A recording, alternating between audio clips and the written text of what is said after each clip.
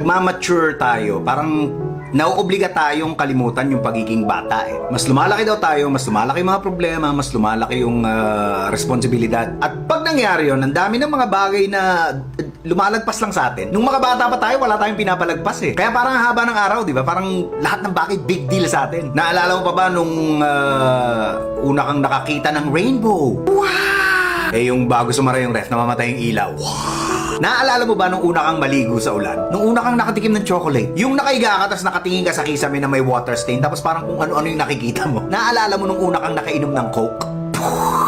Sa maniwala kahit sa hindi, ang dami pa rin mga ganun sa paligid natin. Mga bagay na hindi pa natin alam, pero dahil mayayabang na yung mga mature na mga sarili natin, hindi na natin ini-enjoy yung kababawan. May mga nagsasabing matanda na tayo kaya hindi na tayo naglalaro. Pero ang totoo, hindi na tayo naglalaro kaya tayo tumatanda. Sana wag niyong hayaang mawala yung inner child ninyo. Huwag tayong maging